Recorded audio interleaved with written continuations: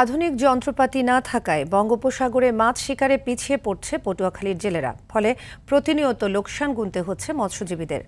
ঋণের বোঝা সইতে না পেরে অনেকেই ছাড়ছেন এ পেশা। তাদের অভিযোগ, আধুনিক প্রযুক্তি থাকায় প্রতিবেশী দেশের জেলেরা দেশের অভ্যন্তরে ঢুকে মাছ শিকার করে নিয়ে যাচ্ছেন। উন্নত প্রযুক্তি ব্যবহারে সরকারের সহযোগিতা চান জেলে ও মৎস্য ব্যবসায়ীরা। কুয়াকাটা থেকে কাজী সাইদের পাঠানো তথ্যচিত্রে আরও জানাচ্ছেন আব্দুল হামিদ। পটুয়াখালীর উপকূলবর্তী জেলেদের আয়ের প্রধান উৎস বঙ্গোপসাগরে মাছ শিকার করা। প্রযুক্তিগত বিপ্লব আসলেও আধুনিক যন্ত্রপাতি না থাকায় পিছিয়ে পড়ছেন জেলেরা।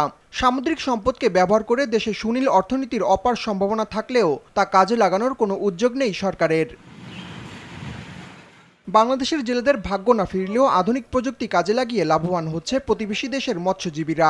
বর্তমান পদ্ধতি দিয়ে মাছ ধরা, তারা তো মাছ বেশি পায়। আমরা হাতাগোনা হয়তো বা 30 রকমের মাছ শিকার করতে পারি, কিন্তু তাছাড়া যে গভীর সমুদ্রে যে মাছগুলো আছে এই মাছগুলো আমাদের জেলেরা শিকার করতে পারে না। আবহাওয়া খারাপ হলে জাল কাইটি দিয়ে আমাকে আসা লাগে, কিন্তু বিদেশি যারা আছে তারা নতুন নতুন পদ্ধতি বের করে তার বেশি মাছ ধরছে।